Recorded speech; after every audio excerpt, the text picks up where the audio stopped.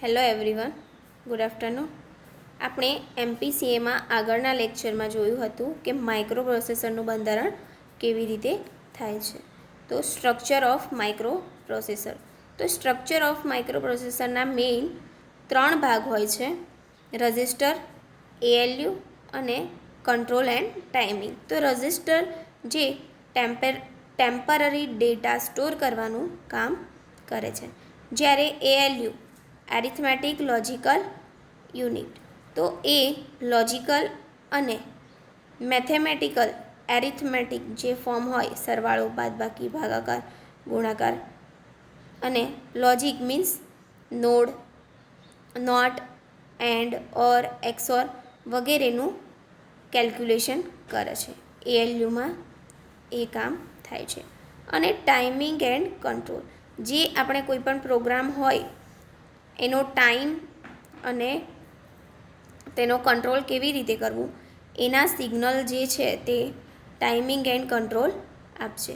હવે આજે આપણે નેક્સ્ટ જોઈશું માઇક્રો પ્રોસેસરનું સામાન્ય આર્કિટેક્ચર, એટલે generalised architecture of micro processor. એનો જનરલ ડાયાગ્રામ કેવો હોય છે એ આપણે આજે જોઈશું. હવે સૌપ્રથમ આપણે જોઈશું કે કોઈ પણ પ્રોગ્રામ હોય તેની ઇન્સ્ટ્રક્શનને યોગ્ય ક્રમમાં ફેચ, ડીકોડ, એક્ઝિક્યુટ કરે છે. એટલે કોઈ પણ પ્રોગ્રામ ઇન્સ્ટ્રક્શનનો પ્રોગ્રામ હોય તો એમાં પ્રોગ્રામર ઇન્સ્ટ્રક્શનનો કોઈ પણ રીતે યોગ્ય ફેચ, ડીકોડ, એક્ઝિક્યુટ કરે છે. એટલે એ એક માઇક્રોપ્રોસેસરનું હાર્ટ છે. માઇક્રોપ્રોસેસરના હાર્ટ કયા કયા છે તે જોઈએ. પછી સેકન્ડ છે મેમરી અને ઇનપુટ આઉટપુટ ડિવાઇસ સાથે બંને દિશામાં ડેટા ટ્રાન્સફર કરે છે. એટલે જે માઇક્રોપ્રોસેસર જનરલાઇઝ ડાયાગ્રામ છે તો એ બંને દિશામાં ઇનપુટ આઉટપુટ બંને દિશામાં ડેટા ટ્રાન્સફર કરશે. બાહ્ય ડિવાઇસને ઇન્ટરપ્ટ સર્વિસ પૂરી પાડે છે. એટલે જે એક્સટર્નલ ડિવાઇસ હોય એનું સર્વિસ પૂરી પાડે છે. અને નેક્સ્ટ છે સિસ્ટમમાં જરૂરી કંટ્રોલ અને ટાઈમિંગ પૂરા પાડે છે. એટલે કોઈ પણ સિસ્ટમ હોય એમાં ટાઈમિંગ અને કંટ્રોલ પૂરો પાડે છે, જે માઇક્રોપ્રોસેસરનો સામાન્ય આર્કિટેક્ચર છે, જે વારંવાર જીટીયુમાં પૂછાય છે. હવે જોઈશું કે આપણે માઇક્રોપ્રોસેસરનું આંતરિક રીતે રજિસ્ટર એટલે ઇન્ટરનલ રજિસ્ટર, એએલયુ અને કંટ્રોલ એન્ડ ટાઈમિંગ એમ 3 મુખ્ય ભાગો હોય છે. એટલે આપણે આગળના લેક્ચરમાં ડિસ્કસ કર્યું હતું કે માઇક્રોપ્રોસેસરનું બંધારણ કેવું હોય છે. તો મુખ્ય 3 ભાગો હોય છે, જે મેં તમને બતાવ્યા કે એએલયુ, ટાઈમિંગ એન્ડ કંટ્રોલ અને રજિસ્ટર. હવે આર્કિટેક્ચરમાં પણ એ જ હશે, પણ તેનું વધારે વિસ્તૃતમાં માહિતી આપણે મેળવશું. હવે આનો ડાયાગ્રામ કેવો હોય છે એ આપણે જોઈએ. એરિથમેટિક એન્ડ લોજિકલ યુનિટ, એટલે એરિથમેટિક અને લોજિકલ યુનિટ અને આપણે એનો ડાયાગ્રામ જોઈશું. હવે આ વિભાગમાં બધા જ પ્રકારના એરિથમેટિક અને લોજિકલ ઓપરેશન કરી શકાય છે. એટલે કે આ જે આર્કિટેક્ચર દેખાઈ રહ્યો છે તમને, એનામાં આપણે એરિથમેટિક અને લોજિકલ બધા જ ઓપરેશન કરી શકીએ છીએ. જેમ કે સર્કિટ જેવી કે એડર, શિફ્ટર વગેરે બનેલ હોય છે. એટલે સર્કિટ એડર, સબટ્રેક્ટર, શિફ્ટર વગેરેનું બનેલું હોય છે. હવે આ ડાયાગ્રામ છે generalised diagram of micro processor, એટલે સામાન્ય માઇક્રોપ્રોસેસરનું આંતરિક બંધારણ છે. અહીંયા ફિગરમાં તમે જોઈ શકો છો કે ફિગરમાં આપણને આપેલું છે interrupt device, interrupt buses, internal buses, external buses, buffer, latch, address. પછી આમાં સ્ટાર્ટ થાય છે arithmetic and logical unit, status of register, temporary register. એટલે આ માઇક્રોપ્રોસેસરમાં કયા કયા ઇક્વિપમેન્ટની જરૂર પડે છે તે આપણે જોઈશું. તો address bus, data bus, input lines, output lines, પછી ALU, temporary register, actuator, general purpose register, program counter, stack pointer, instruction register, instruction decoder, internal bus અને એક્સટર્નલ બસ અને ટાઈમિંગ એન્ડ કંટ્રોલનો ઉપયોગ થાય છે.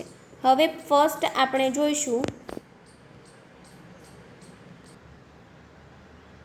અહીંયા આપણો જનરલાઇઝ ડાયાગ્રામ જોઈએ. તો આ જે માઇક્રોપ્રોસેસર છે, જે આખી સિસ્ટમ તમને દેખાઈ રહી છે ફિગરમાં, એ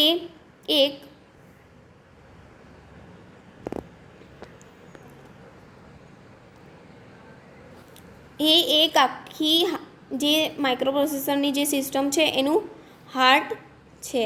હવે સિસ્ટમમાં જરૂરી કંટ્રોલ અને ટાઈમિંગ પૂરા પાડે છે, એટલે કે જે આ પ્રોસેસર છે એ કંટ્રોલ અને ટાઈમિંગ તેનો પૂરો પાડે છે.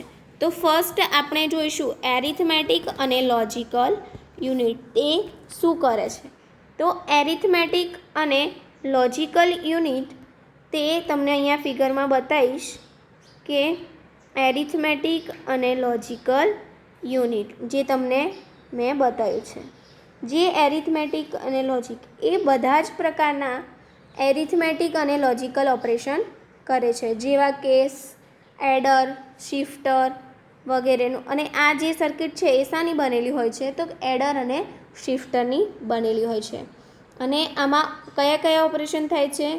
એરિથમેટિક અને લોજિકલ ઓપરેશન, જે આપણે આગળના લેક્ચરમાં ડિસ્કસ કર્યું હતું કે એરિથમેટિક એટલે કે સરવાળો, બાદબાકી, ભાગાકાર, ગુણાકાર, અને લોજિકલ એટલે કે એન્ડ, ઓર, એક્સઓર વગેરેનું ઓપરેશન થાય છે. અને ALU એ એડર અને શિફ્ટરનું બનેલું હોય છે.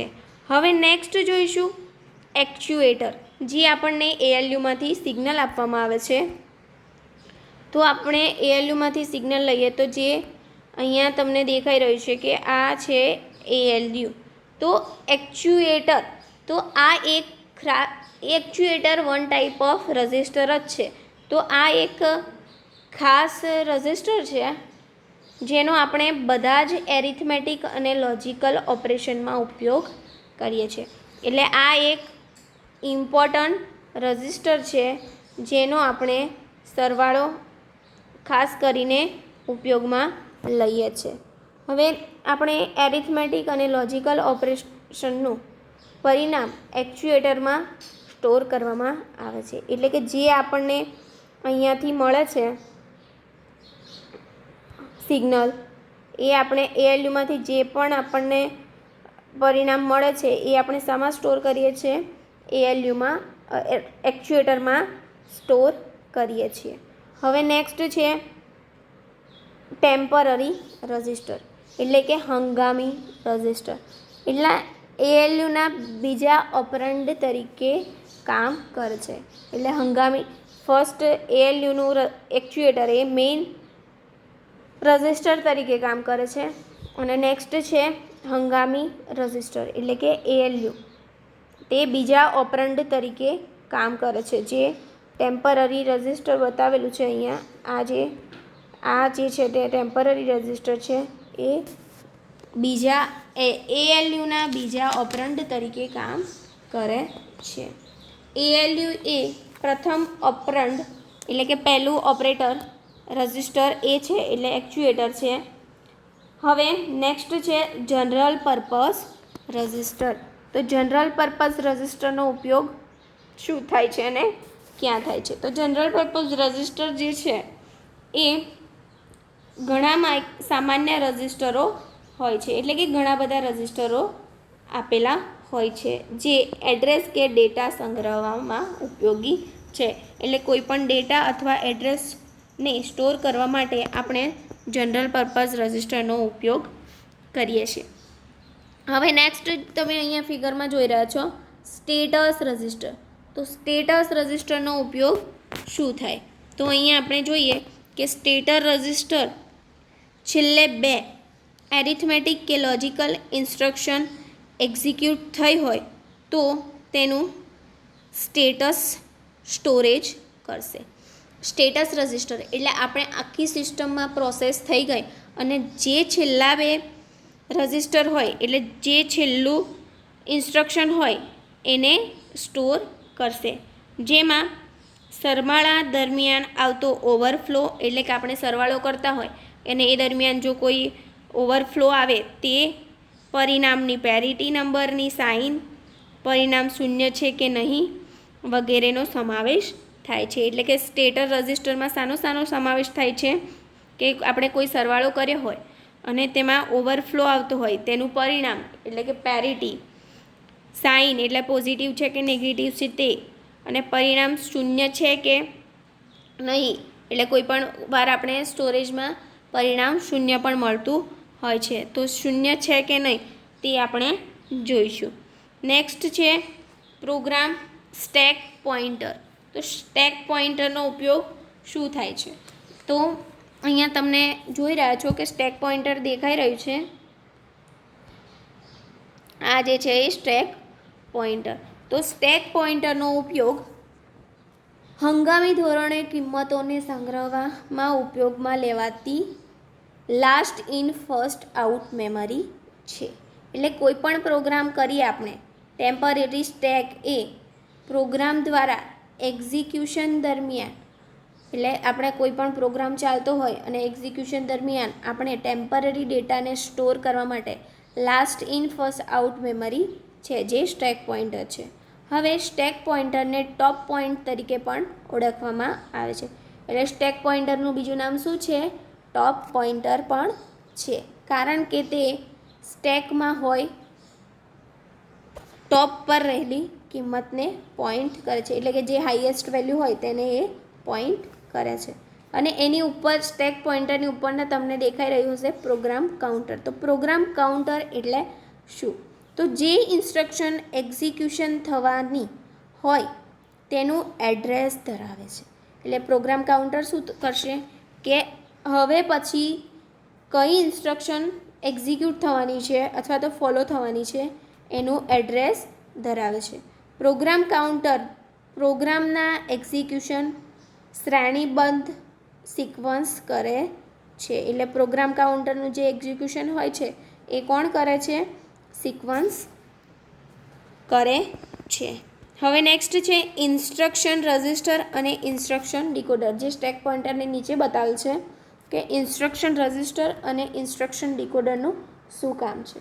તો ફર્સ્ટ છે માઇક્રોપ્રોસેસર વારંવાર ફેચ, ડીકોડ, એક્ઝિક્યુટ સાયકલ કરે છે. એટલે માઇક્રોપ્રોસેસર વારંવાર ફેચ એટલે કે એડ થવું, એને ફીડ કરવો, એનું ઇન્સ્ટ્રક્શન પ્રથમવાર સાયકલ કમ્પ્લીટ કરે છે કે નહીં તે જોશે, બરાબર. તો હવે એ ફેચ ડીકોડ કરવાનું કામ કરે છે. માઇક્રોપ્રોસેસર દ્વારા ફેચ કરેલ ઇન્સ્ટ્રક્શન કોડ પ્રથમ ઇન્સ્ટ્રક્શન રજિસ્ટરમાં જાય છે. એટલે કે જે માઇક્રોપ્રોસેસર દ્વારા ફેચ કરવામાં આવે છે પ્રોગ્રામ, એ ઇન્સ્ટ્રક્શન કોડ એટલે જે કોડ હોય છે એ પ્રથમ ક્યાં જાય છે? ઇન્સ્ટ્રક્શન રજિસ્ટરમાં જાય છે. હવે ઇન્સ્ટ્રક્શન ડીકોડર ઇન્સ્ટ્રક્શન રજિસ્ટરમાં ઇન્સ્ટ્રક્શનને ડીકોડ અર્થ એટલે કે ડીકોડ મીન્સ અર્થ કાઢવો, એટલે જે કોઈ પણ ડેટા આપણને મળ્યો હોય એને કાઢવા માટે કરી તેને એક્ઝિક્યુટ કરવા માટે જરૂરી સિગ્નલો ટાઈમિંગ અને કંટ્રોલ વિભાગને મોકલે છે. એટલે આ જે ઇન્સ્ટ્રક્શન ડીકોડ છે એ જરૂરી સિગ્નલ મોકલે છે. હવે તેની નીચે છે ટાઈમ એન્ડ કંટ્રોલ. તો ટાઈમિંગ એન્ડ કંટ્રોલનો ઉપયોગ એટલા માટે થાય છે કે કોઈ પણ ઓપરેશનનો કંટ્રોલ કરવો જરૂર છે અને ઓપરેશનનો કરવા માટેનો જરૂરી સિંક્રોનાઇઝેશન પૂરું પાડે છે. એટલે કે ઓપરેશન કરવા માટે આપણે જે જરૂરી સૂત્રતા જોઈએ છે એ પૂરી પાડે છે. હવે નેક્સ્ટ છે કે ઇન્ટરનલ બસ અને બફર્સ. જે તમે સાઈડ પર જોઈ રહ્યા છો બફર્સ અને ઇન્ટરનલ બસ એટલે જે માઇક્રોપ્રોસેસરની અંદર આપેલી છે. તો આ આંતરિક બસ કે એક ભાગથી બીજા ભાગમાં ડેટા ટ્રાન્સફર કરવા માટે થાય છે. એટલે કે ઇન્ટરનલ બસનો ઉપયોગ શા માટે થાય છે કે એક ભાગથી બીજા ભાગમાં ડેટા ટ્રાન્સફર કરવો હોય તો આપણે ઇન્ટરનલ બસનો ઉપયોગ કરીએ છીએ. બફરો જરૂરી બફરિંગ પૂરું પાડે છે. એટલે બફરની ઉપયોગ શું છે કે જરૂરી જે પણ બફરિંગ જોઈતું હોય એનો પૂરું પાડે છે. બફર એટલે મેમરીનો એક નાનકડો ભાગ છે. એટલે બફર એટલે શું એ તમે કન્ફ્યુઝ ના થતા. બફર મીન્સ એ મેમરીનો એક નાનો ભાગ છે અને જે કિંમતને થોડા સમય માટે સંગ્રહવા માટે વચગાળાની મેમરી તરીકે કામ કરે છે. એટલે બફર શું કામ કરે છે કે જે વચગાળાની મેમરી હોય તેના તરીકે એ કામ કરે છે. તો આ થયું આપણું જનરલાઇઝ્ડ આર્કિટેક્ચર ઓફ માઇક્રોપ્રોસેસર. હવે આપણે એને થોડુંક સમજી લઈએ ધ્યાનથી. તો ફર્સ્ટ એના પાર્ટ્સ કેટલા છે આપણે જે જોયું તે એરિથમેટિક અને લોજિકલ યુનિટ. તો એરિથમેટિક લોજિકલ યુનિટ એમાં એરિથમેટિક અને લોજિકલ ઓપરેશન થાય છે. અને જે લોજિક સર્કિટ છે એ શાની બનેલી હોય છે? એડર અને શિફ્ટરની બનેલી હોય છે. નેક્સ્ટ છે એક્ચ્યુએટર. તો એક્ચ્યુએટર આ એક ખાસ રજિસ્ટર છે. Actuator A one type of register જ છે જેનો બધા જ એરિથમેટિક અને લોજિકલ ઓપરેશનમાં ઉપયોગમાં લેવાય છે. અને એનું જે પરિણામ મળે છે તેને સ્ટોર કરવા, તે શામાં સ્ટોર કરવા, એટલે ALU એરિથમેટિક કે લોજિકલ ઓપરેશનનું પરિણામ, એટલે કે જે પણ પરિણામ આવે છે એને એક્ચ્યુએટરમાં સ્ટોર કરવામાં આવે છે, એટલે કે સંગ્રહવામાં આવે છે. થર્ડ છે હંગામી રજિસ્ટર, એટલે ટેમ્પરરી રજિસ્ટર. તો ટેમ્પરરી રજિસ્ટર તે ALUના બીજા ઓપરેન્ડ તરીકે કામ કરે છે, એટલે કે બીજા રજિસ્ટર તરીકે કામ કરે છે. ALUને પ્રથમ ઓપરન્ડ એક્ચ્યુએટરમાંથી મળશે, એટલે જે આપણે આ સેકન્ડ ઓપરન્ડ છે તો ફર્સ્ટ ઓપરન્ડ કોણ આપશે? એક્ચ્યુએટર. અને પરિણામે રજિસ્ટર એમાં જશે.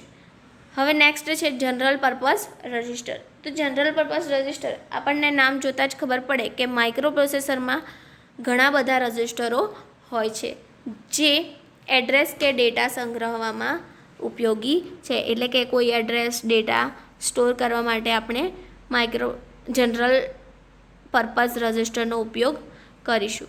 નેક્સ્ટ છે સ્ટેટસ રજિસ્ટર, જે આપણને કોઈ પણ પ્રોગ્રામ ઓપરેશન ચાલતું હશે અને લોજિકલ અથવા તો એરિથમેટિક ઇન્સ્ટ્રક્શન એક્ઝિક્યુટ થઈ હોય, એટલે કોઈ પણ ઇન્સ્ટ્રક્શન એક્ઝિક્યુટ થઈ હોય તો એ સ્ટેટસમાં સ્ટોર થશે. જેમ કે સરવાળો, કોઈ પણ સરવાળો કરતા હોય ત્યારે ઓવરફ્લો પરિણામની પેરિટી, નંબરની સાઇન, પરિણામ શૂન્ય છે કે નહીં વગેરેનો સમાવેશ થાય છે. હવે સ્ટેટસ રજિસ્ટરમાં દરેક ફ્લેગ જેવા કે ઓવરફ્લો, સાઇન, પેરિટી, ઝીરો વગેરે માટે અલગ અલગ ફ્લિપ ફ્લોપ હોય છે.